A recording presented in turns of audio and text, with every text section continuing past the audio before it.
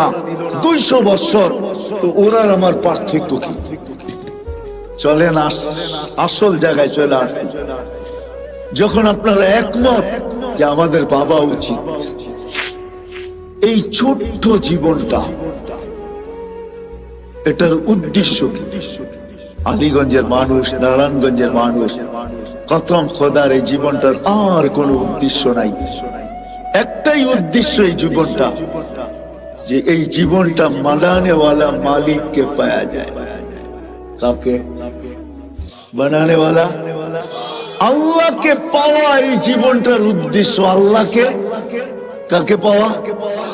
কাকে পাওয়া? আল্লাহকে পাওয়া এই ছোট্ট জীবনটার উদ্দেশ্য, আর কিচ্ছু না। আল্লাহ পাওয়া, মালিককে পাওয়া, যিনি 24 ঘন্টা আমাদেরকে সুরক্ষিত করেন। আরেকটা হাদিসে মনে উঠলো, আল্লাহ বলে শুধু সুরক্ষিত করি না, 24 ঘন্টা আমি তোর সাথে লুকোচুরি খেলি। আস্তুরুকা ওয়ালা তাখশানি, যদিও তুই 24 ঘন্টা একবারও আমাকে ভয় পাস না, কিন্তু আমি 24 ঘন্টা তোর সাথে লুকোচুরি খেলি। তুই গুনাহ করতে ভালোবাসিস, আমি লুকাইতে ভালোবাসি। তুই গুনায় মজা পাস, আমি লুকাইতে মজা পাই। তুই গুনায় অভ্যস্ত, আমি লুকাইতে অভ্যস্ত। রাত্রে করিস, দিনে কাউকে জানতে দিই না। দিনে করিস, রাত্রে কাউকে জানতে দিই না।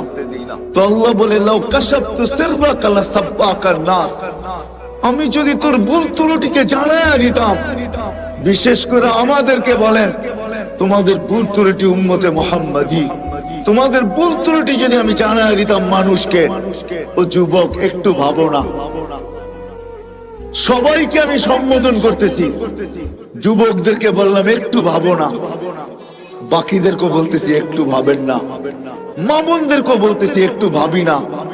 জীবনে কি এমন কোন গুনাহ নাই যেটা যদি প্রকাশ হয়ে যেত, আজকে যতটুকু সমাজে আমার স্থান বা আমার অধিকার বা যতটুকু আমার পজিশন, কি বলেন, অতটুকু পজিশন কি আমার হতো? হ্যাঁ হ্যাঁ, আমাদের দেশে কি 2-4টা এরকম প্রোগ্রাম নাই? না নাই?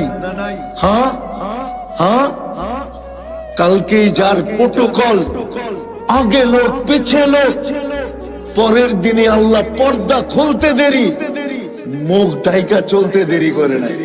না নাই? আছে না নাই? তো আল্লাহ হাদিসের ভিতরে বলতেছেন, লাউ কাশাফতু সিররাকা লাসাব্বাকান নাস, ও মানুষ, তোর সাথে আমি 24 ঘন্টা লুকোচুরি খেলি। মাঝে মাঝে বুঝানোর জন্য 2-1টা করি, নইলে আমার করা উদ্দেশ্য না। আমি 24 ঘন্টা লুকোচুরি খেলি।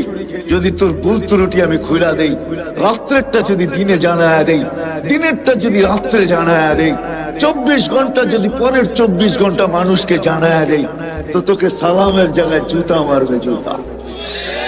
আলীগঞ্জের মানুষ, আমার এরকম গুনাহ আছে, আপনাদের হয়তো নাই।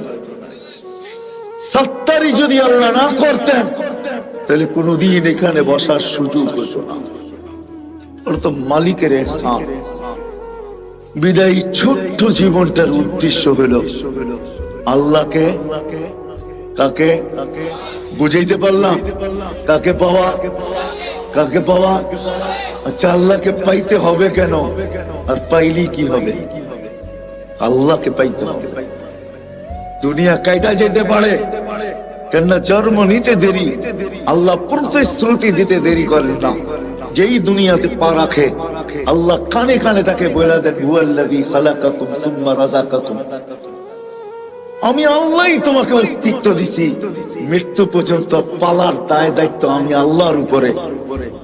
বিদায় আল্লাহ দুনিয়া সর্ব অবস্থায় মৃত্যু পর্যন্ত পালবে, কিন্তু মৃত্যুর পরে দুনিয়া চলে যাবে, কেননা দায় দায়িত্ব আল্লাহ নিছেন। আপনার আমি আল্লাহকে পাই আর না পাই, দুনিয়া চলে যাবে, এই ছোট্ট জীবনটা কেটে যাবে। কিন্তু এই ছোট্ট জীবনটার পরে হয় হয় হয়। চলেন একটা কাহিনী দিয়ে শেষ করতেছি। ইব্রাহিম ইবনে আদহাম রহমতুল্লাহ আলাইহি, উনি বলখের বাদশা ছিলেন। আগের বাদশাহী গুলা ছোট ছোট হইতো, পরিধি বর্তমানের মতো বিশাল হইতো না।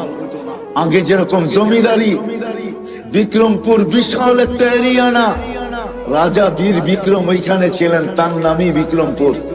ছোট্ট একটা পরিদৃশ্যে রাজা ছিল, বলখের বাদশা ছিলেন ইব্রাহিম ইবনে আদহাম।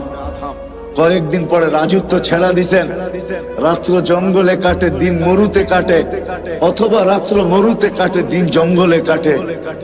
বহু দিন পর্যন্ত বলখালারা অবস্থান করছেন, অপেক্ষা করছেন, হয়তো ইব্রাহিম ভুল বুঝবে, আবার রাজত্বে ফিরে আসবে। কেননা তার মতো ন্যায়পরায়ণ বাদশা ছিল না। যেমন মানুষ ভালো ছিল, সেও ভালো ছিল, কিন্তু ইব্রাহিম ফিরেন নাই, ফকিরি জীবন গ্রহণ করছে। কোন একদিন সে ঘুরতে ঘুরতে বস্ত্রায় তারই এলাকায় চলে আসছে, তো বস্ত্রার মানুষ তাকে ঘিরা ধরছে, ইব্রাহিম রাজত্ব ছেড়া ফকিরি কেন গ্রহণ করলে? এখন রাত জঙ্গলে, দিন মরুতে, দিন জঙ্গলে, রাত মরুতে, এই জীবন কেন তুমি গ্রহণ করলে? বলছে, চারটা চিন্তা আমাকে পাগল বানায় ফেলছে। কয়টা? কয়টা? চারটা চিন্তা আমি পাগল। বলছে, সেই চারটা চিন্তা কি? বলছে, শোনো, মার পেটে যেদিন রু আসছে, সবকিছু লেখার সাথে সাথে দুইটা জিনিসও লেখা হয়েছে। সেই দুইটা জিনিস কি?